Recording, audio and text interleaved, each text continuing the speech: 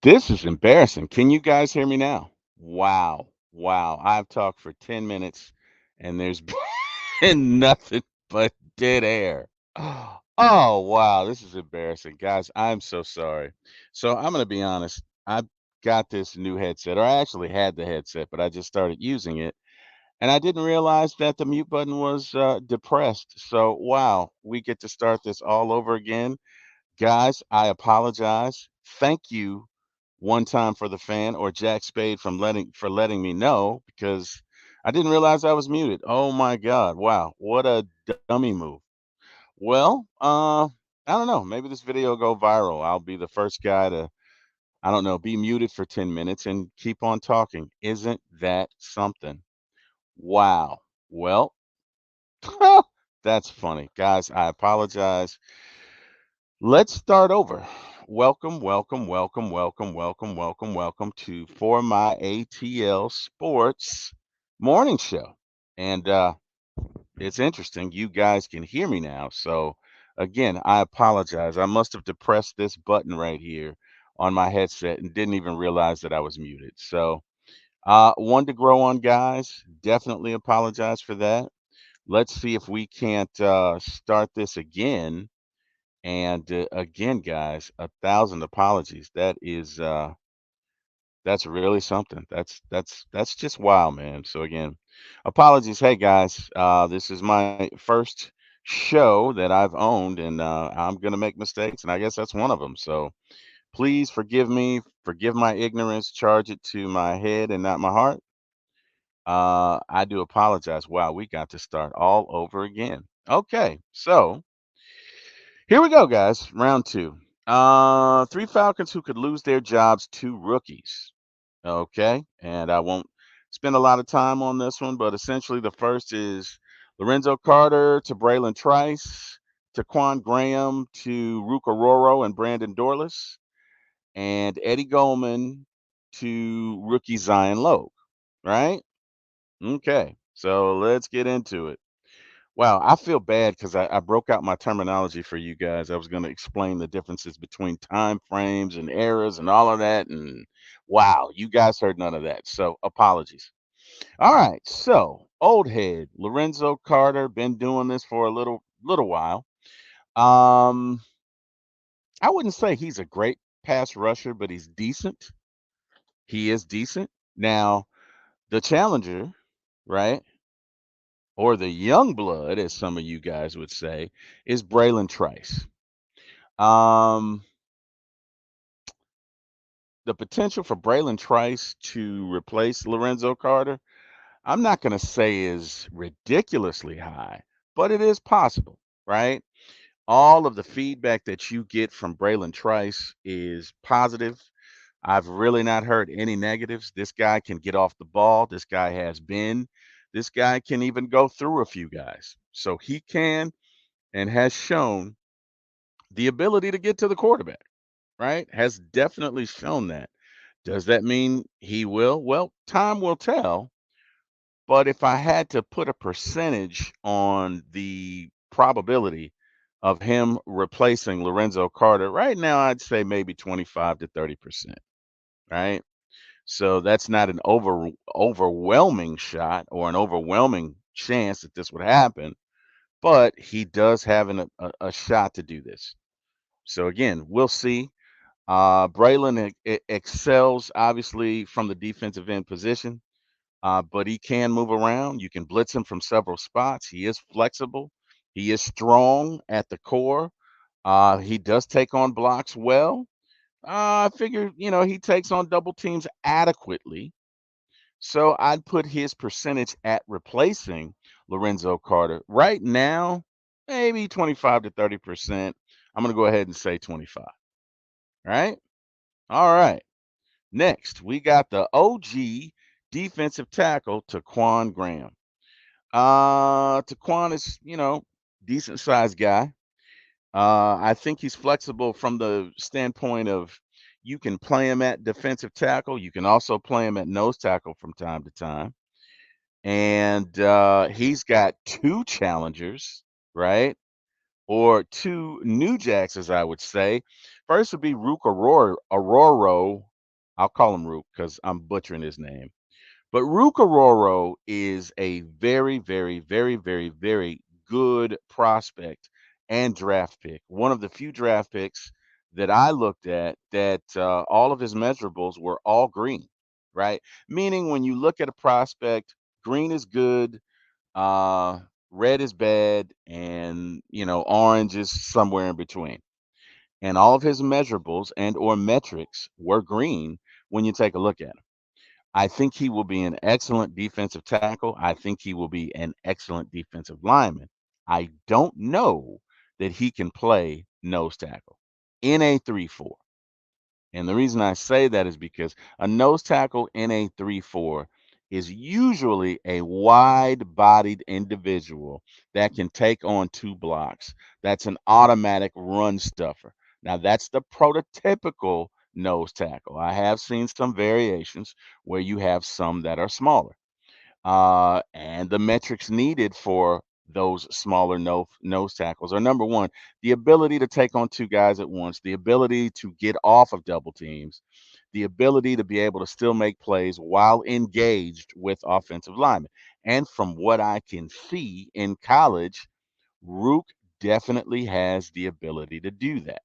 So I'm not going to say that he can't do it. I just right now in the NFL, I think he's going to need maybe 10 to 15 more pounds of muscle to take on professional nose tackles and professional um, double teams from teams with very, very, very, very good offensive lines. Doesn't mean he can't do it. Just means, let's wait and see. But for now, I will give this a percentage of maybe 10% to 15%. um, we won't know until they put on the uniform and get after it. But, again, this could happen. All right. So the next new jack, and new jack essentially means just new guy on the block, young guy on the block, new kid on the block, newcomer. That's a 90s term for you millennials out there who, don't know the terminology. So, my aim today is not just to entertain, but to educate a little bit. So anyway, we got Brandon Dorless. Again, rave reviews out of college coming into the NFL. I do not believe that Mr. Dorless can play nose tackle. Now, will he be a good edge rusher? Absolutely. Can he play defensive tackle? Absolutely. Absolutely. Has a little size to him, can definitely take on blocks, can definitely take on double teams. From what I see, disengages pretty well. Again, I'm not a professional defensive lineman. I never really played on the offensive line. So, take that for what it's worth. But just for the eye test or the naked eye test, um, he looks pretty good. Now, do I see him ever playing nose tackle in a prototypical 3-4 defense, which is what the Falcons run? I don't see that. I don't see that. Can I see him maybe in some variation? Sure. Maybe if you modify it to a 4-3 from time to time, as NFL defenses run hybrids all the time. Okay. But a prototypical nose tackle, he is not. When I think of Taquan Graham, I think of him as a defensive tackle first, but a nose tackle second. I don't see that from Brandon Dorless. So I'm going to say this is maybe a 10 to 12% chance of coming to fruition. But again, you never know. You never know. That's the NFL, and you just don't. All right. Last but not least, the champ, Mr. Eddie Goldman, and you guys have to be thinking, champ, champ. What? Wait. Why is Eddie the champ with the Falcons? T. Will, what are you doing? What are you talking about?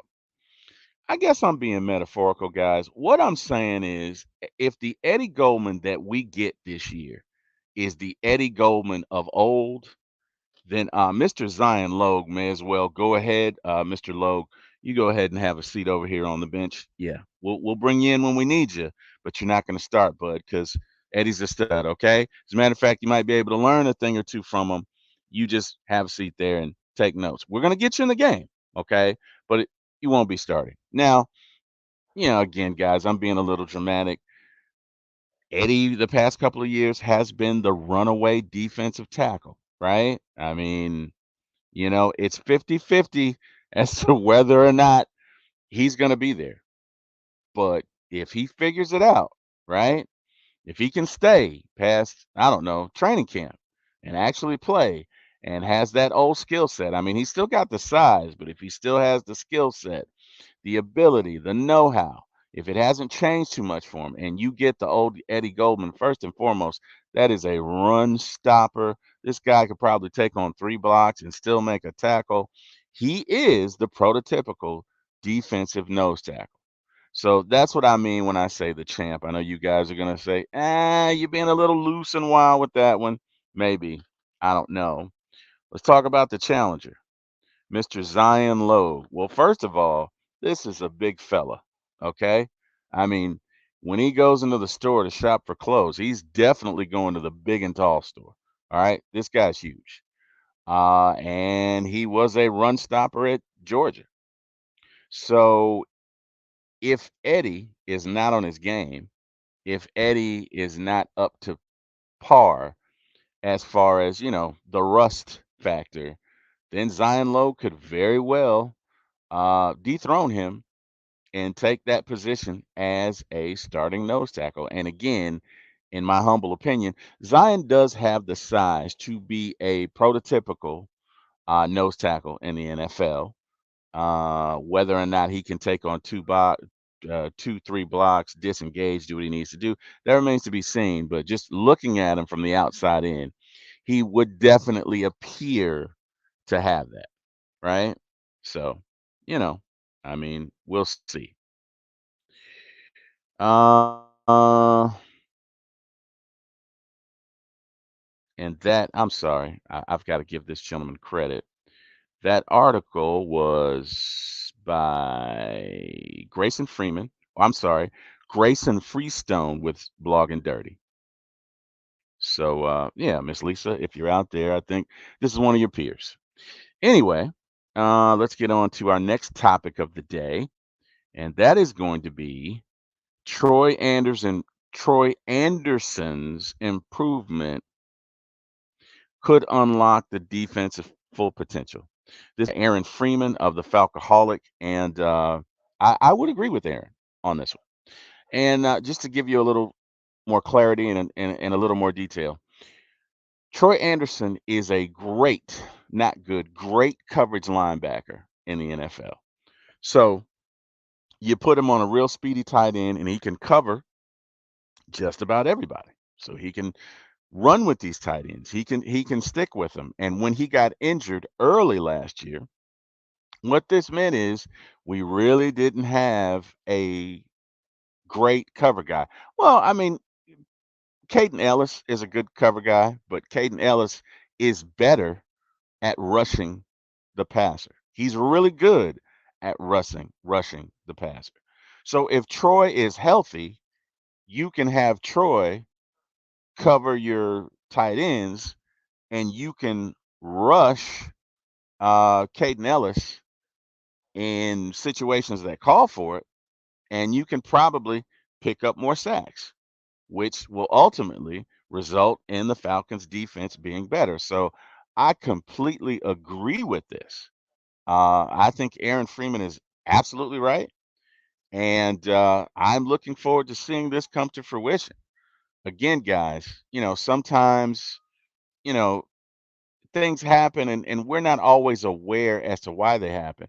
Falcons had a lot of injuries to some major contributors on this defense last year. Again, first 8 games, I think the Falcons were easily a top 10 defense. All right. Once you had injuries to Troy Anderson, Grady Jarrett, uh, David Anyamata, you could see that the Falcons were adversely impacted by this. And one of those reasons is because Troy Anderson was your coverage guy. All right. So if Troy goes out and now you have to cover the tight ends with Peyton, well, your pass rush is going to suffer a little bit because it's not up to 100% capacity because that's something that Caden Ellis does very well. So again, a lot of our success this year is going to be contingent upon our defensive, really the health to our team overall. Now, one thing I will say that we have that we didn't have last year is we do have depth. We do have depth this year. So, maybe we can withstand an injury or two more so than if we could last year. Okay. So I agree with this. I'm excited about this. I think this is a good thing. I think the Falcons will be a better defense resoundingly. I know the offense will be good because the offense will play up to its potential because we now, I don't want to beat a dead horse. We now have a better quarterback. Some would argue two better quarterbacks in house to run the offense or drive the car, so to speak, right? So the offense is going to function or perform at its highest capacity.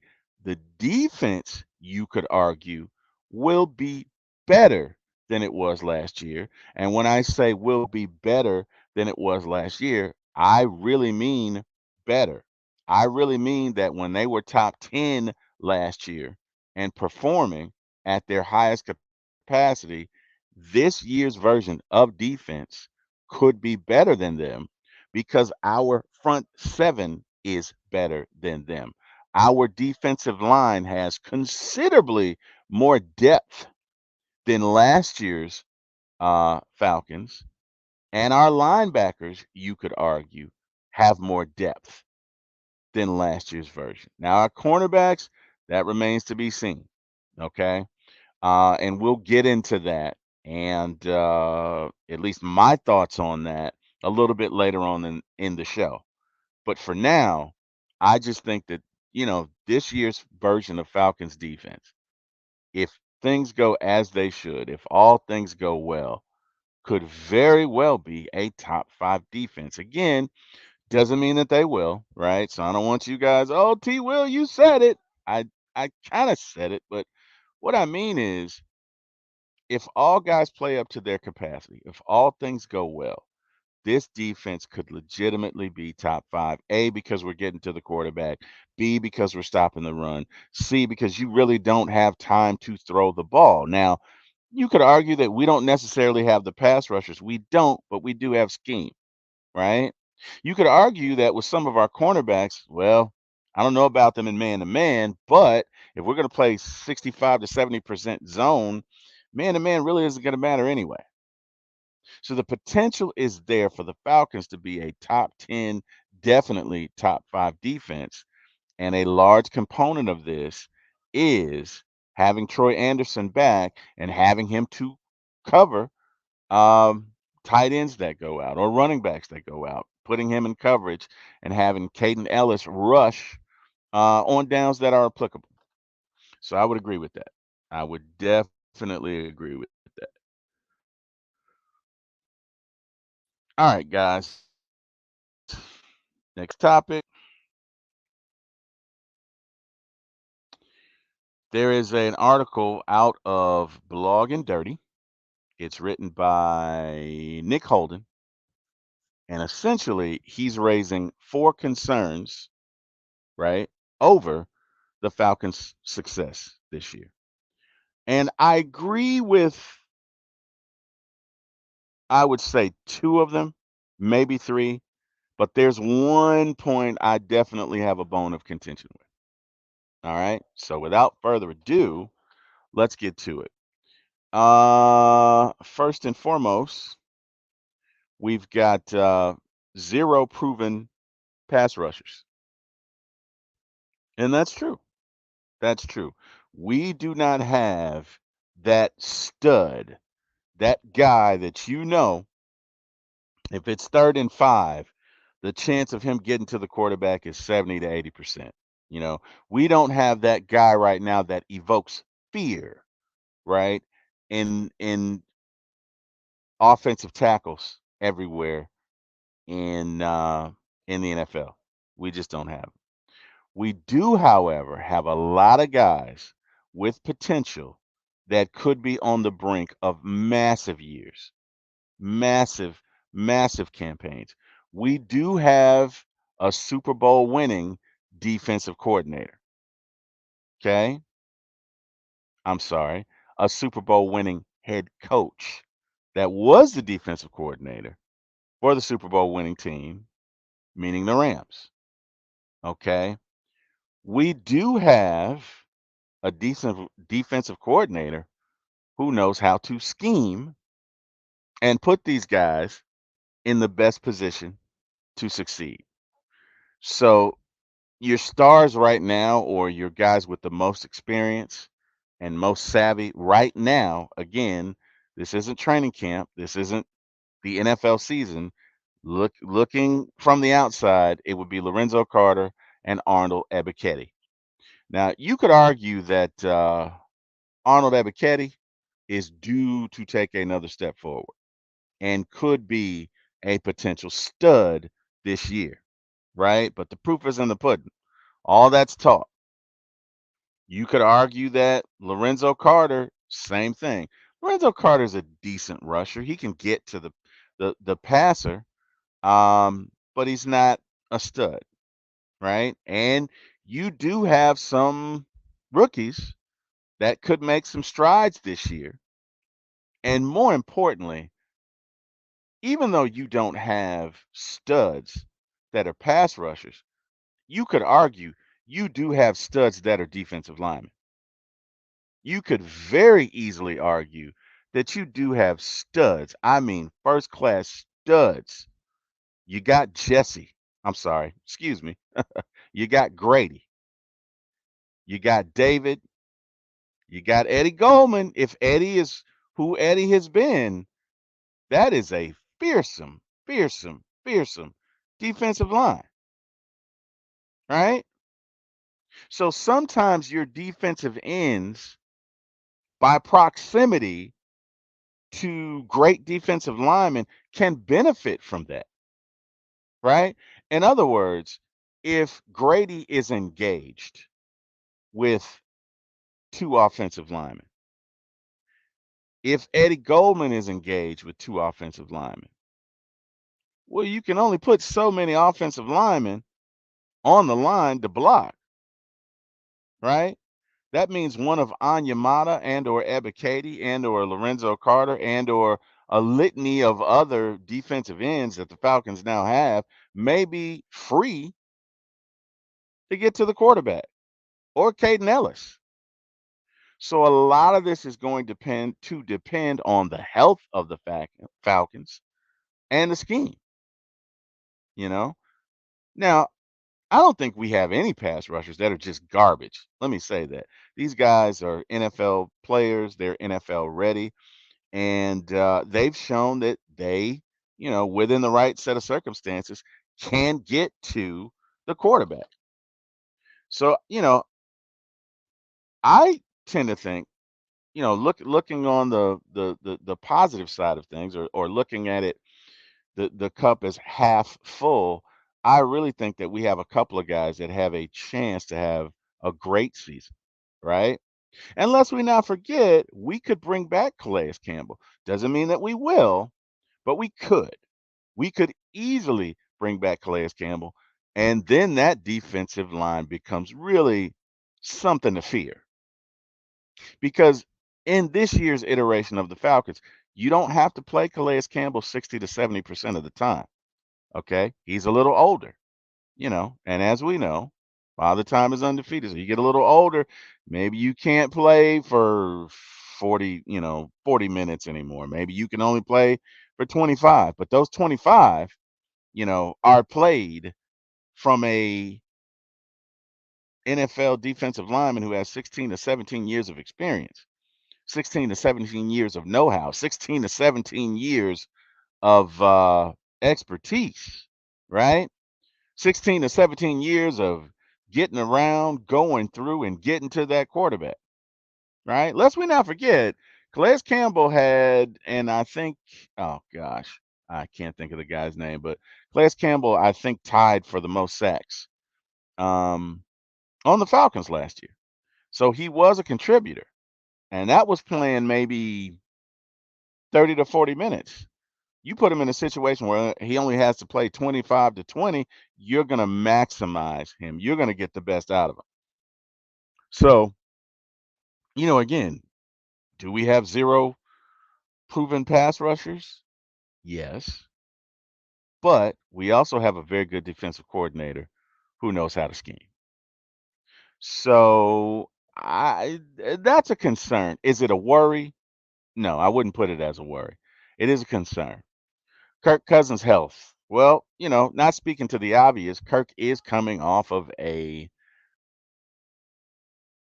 Achilles heel injury. Okay, something that maybe 15 years ago might have derailed a career.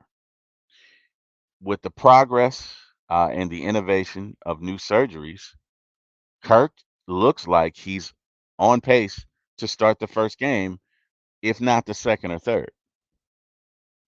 So, while his health is a concern, he looks pretty good. Now, this is where I disagree with the author who wrote this because he suggests that instead of going with Michael Penix, that the Falcons go with Taylor Heineke as a backup, and I just don't think that the Falcons will do that, right? Conventional wisdom says if you draft a quarterback at 8, you start him. Now, we've already debunked that by starting Kirk Cousins, and I get it. I understand. Kirk is a very, very, very good quarterback in the NFL, averages, over 4,500 yards a year. And I can understand the logic and I can defend the logic. What I cannot defend, however, is why you would start Taylor Heineke over Michael Penix should Kirk not be ready. I don't think the Falcons will do that. I don't agree with that. I don't think that's a logical assessment. I don't think that at all. From everything that we've seen from Michael Penix, this guy can play the position. He has an incredible arm, right? Can probably sling it 90 yards. He's very accurate, okay? Very accurate. Something that Taylor Heineke last year was not. Now, what I will give you is that the Taylor Heineke that the Falcons got last year was not the Taylor Heineke that we saw in Washington. Just wasn't. This guy beat the Falcons twice in past years, which is part of the reason they signed him. So could he be better this year? He could, right? You could argue that, you know, maybe some of the receivers were not where they needed to be last year. In other words, in the NFL, a lot of times guys will throw to a spot, right? Meaning you drop back, you take a look at the coverage, you see where the ball should be, and you throw it there, trusting that your guy will get there. Well, if your guy gets jammed at the line, or if your guy doesn't remember the play, or if your guy, whatever set of circumstances, doesn't get to the spot, in some instances, it can look like he's being overthrown, right? Because, those of you weekend warriors who go out and play football in the backyard, it's a little different playing that way and seeing where you're going to throw the ball and throwing it and not seeing where you're going to throw the ball because you take a look at the coverage, right? So an example of this would be you come up, it's 3rd and 5, and you see that the opposing defense is in a cover 2. Typically, you're going to go over the middle, or if you have to throw the out, that ball 9 times out of 10 has to be behind the cornerback and in front of the safety, right? So you take a look at that, you see the coverage is cover 2, you drop back and let it go, knowing that you're throwing to a spot as opposed to seeing the receiver. Now, if your receiver can't get to the spot, that may not necessarily be your fault, but you're going to get blamed for it. And I believe some of that was going on last year. Also, maybe Heineke was not familiar with the offense and or the playbook last year. I'll give you that. But even at his best, I do not think that Heineke will supersede or be better than Michael Penix. I just don't see it. So, in my humble opinion, if Kirk goes down, Penix is your guy. Okay, unless something else happens, if Kirk goes down, Penix is your guy. I'm seeing rumors that the Falcons may trade Heineke. Doesn't mean that they will, but they could. So I just don't see your number 8 draft pick that you took this year being third string on this team. I don't. Could it happen? Absolutely. But I'm going to take issue with that. I'm going to disagree with that. I'm going to say that is not a concern right now for me because I think the Falcons will go to Penix. Now, the next one. Who can the Falcons trust at corner? This is very much a concern. I can agree with the author on this. AJ Terrell is a given, but after that you got Clark Phillips, D. Alford, Mike Hughes, Kevin King, Antonio Hamilton, and Natron Brooks. I'm sorry. Kevin King and Antonio Hamilton have started before, so they do have starting experience. I don't see Mike Hughes being a starter right now. I don't. So to me, your options right now would be Clark Phillips for the second and or third corner. Would be Clark Phillips and D. Alford. D. Alford has played in the slot before, did a decent job. Clark Phillips is the one where I kind of feel like I'm a little unsure, and it's not fair, and I'm gonna apologize before I say it. But what concerns me is his size, right? The guy's 5'8", 5'9", right? If you're going up against a 6'5" receiver, that's a lot of size to give up. That's a lot of size and body mass to give up, right? So even if you jam him at the line on a 50-50 ball where it's being contested and you're 50 yards down the field, the advantage is going to go to the 6'5" guy. It's just going to go there, right? In a situation where you're on the goal line and you're throwing a fade route, 6'5" over 5'8", that's 7 inches given up. That's a lot. Mike Evans against Clark Phillips again. And what I will say is Clark is technically sound. He did have a good rookie campaign. He is where he needs to be, doing what he needs to be doing at the time he needs to do it. I will give him that. Right? You put the film on and his technique is sound. But 5'9" is 5'9". If he were 6 foot, I probably wouldn't have an issue with it. But at 5'9", going against some of these bigger receivers, that's just going to be tough.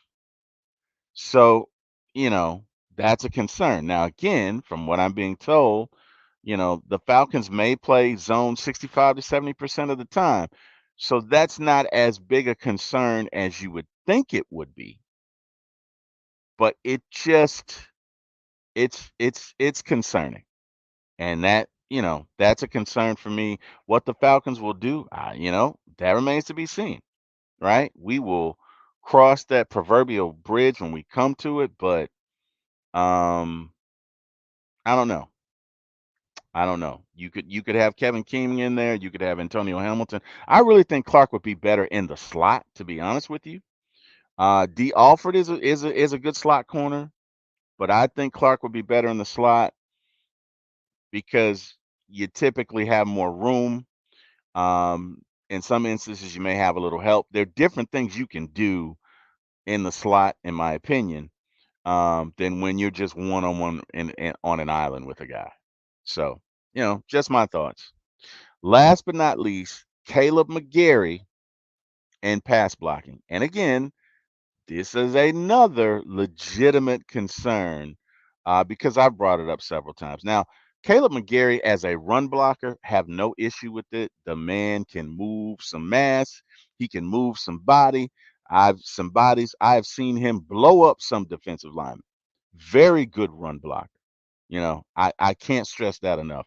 Very good run blocker. From a pass blocking perspective, though, you can get by him.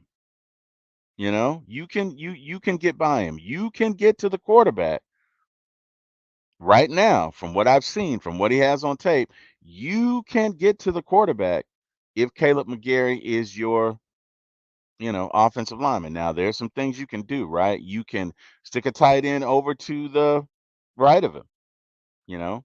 You can have a tight end chip, as he's going out on a pass, which, essentially means, you basically just have the tight end just put a hand on the guy, push him, hit him, do something to deter him as he's going out.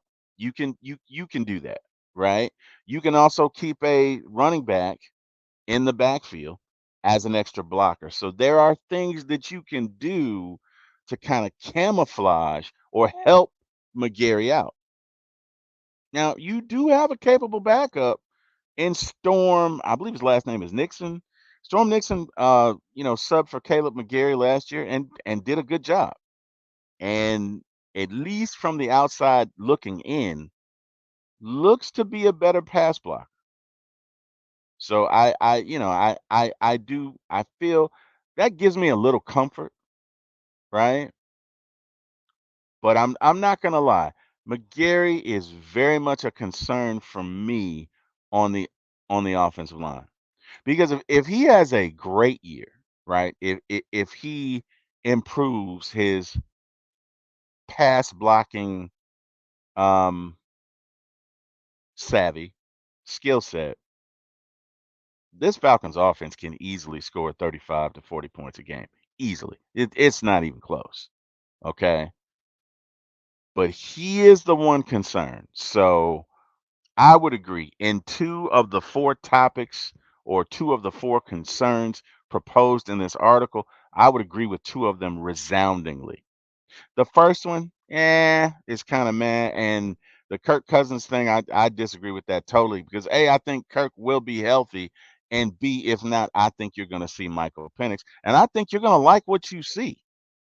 Now, where that Caleb McGarry really becomes a concern is God forbid, Kirk isn't available some games. Now you got McGarry blocking on your blind side. And that's a legitimate concern. So, there are some concerns, but by and large, if Kirk stays healthy, I don't really worry about this offense. I think they're going to give you, you know, 28 to 30 points a game. Our next topic is an article by Austin Mack with The Athletic, and it's basically Super Bowl odds and projections. Now, they don't project that the Falcons and or Chargers will make the Super Bowl, but they are projecting that the Falcons and or Chargers will make the playoffs. And to that I would say, duh. Um, I think for a plethora of reasons, the Falcons will easily make the playoffs. I think the Falcons will win 12 games. Now, that's not what the author is proposing here. He's essentially saying that the Falcons have an easy schedule and that they play in a bad division.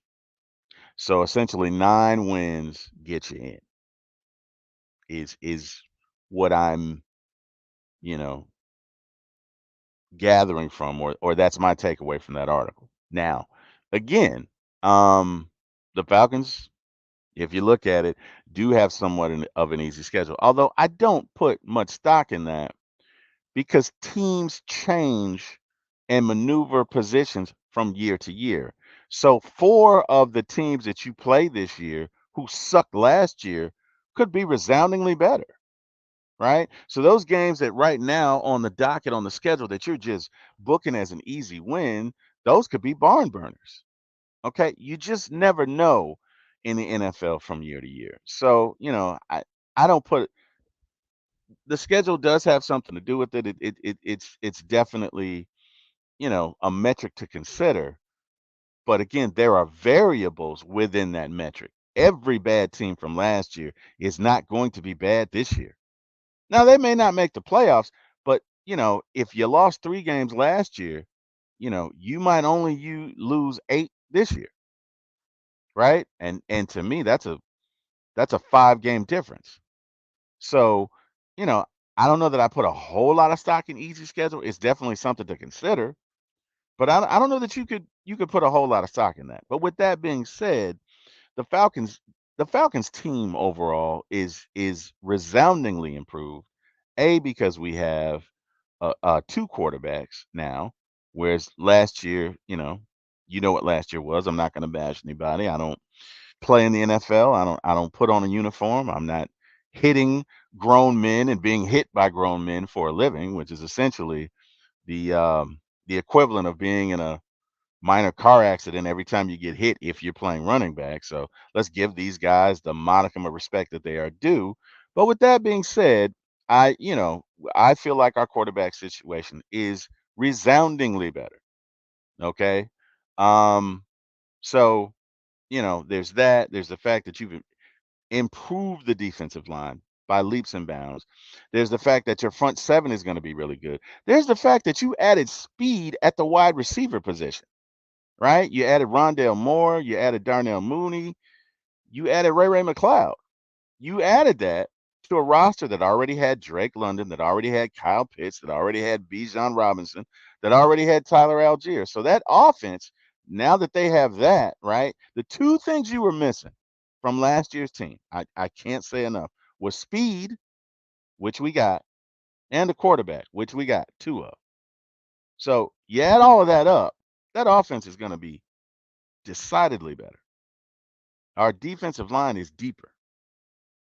Our linebacking core is deeper. So all signs point to the Falcons are going to be a decidedly better team this year, which I think is going to culminate in them winning 12 games. So I don't think they're going to win because it's an easy schedule. I think they're going to win because they're a very good team.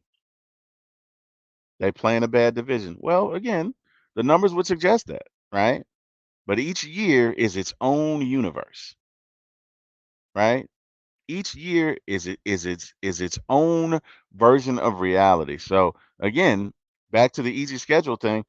Maybe the NFC South is not bad this year. Maybe you have two teams that are really good. You never know. But either way, I think the Falcons will make the playoffs, and I also think the Falcons will win a playoff game, maybe even two.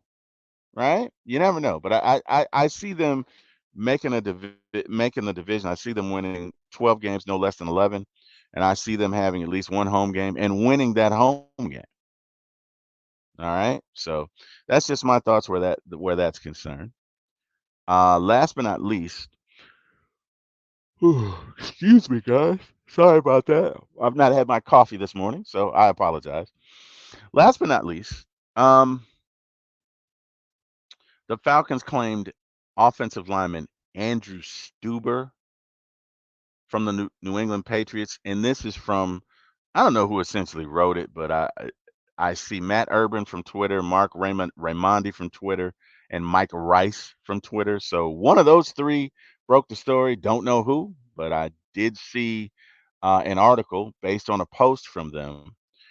Essentially, I think Andrew can play guard and or tackle. He's got versatility as far as the offensive lineman is concerned. Now he's never played in an NFL game. He was on the Patriots practice squad, so more than likely this is a depth move. But the Falcons did do this today uh,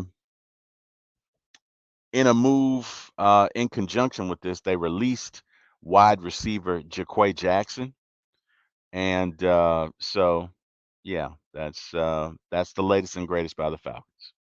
Okie doke. So with that being said, guys, that's all that I have for you today. I do apologize for the first 10 minutes of the show being muted. Like I've never seen that before. That's incredible.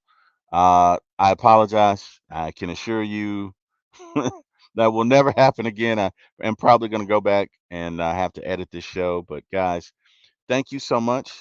If you are so inclined, please like and subscribe. I am at Terry Wilson for my ATL Sports 1 on YouTube. Again, please like and subscribe. This is a morning show.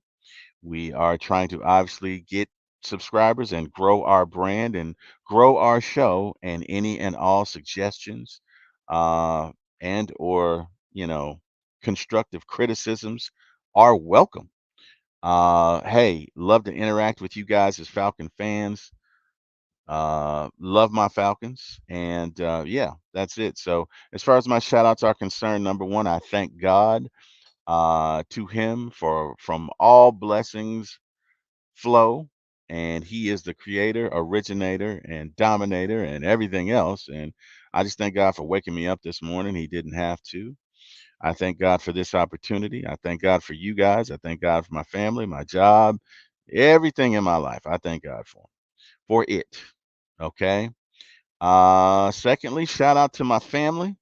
My wife had to get up and go to work this morning. I'm here in my sweatsuit. So guys, I don't know if those of you who work from home, your spouses, sometimes I'm not gonna say they're a little resentful, but I guess they just don't like it. And I don't help it. Sometimes when she goes to work and I'm asleep, if I've been up late, I'll make a smart quip to her like, "Oh, enjoy traffic" or something like that, which I shouldn't. But she kind of looked at me this morning when she came in like, "Oh, you're up doing your thing, and I got to get out in this traffic." So, shout out to my wife, Kimberlyn. Love her very much.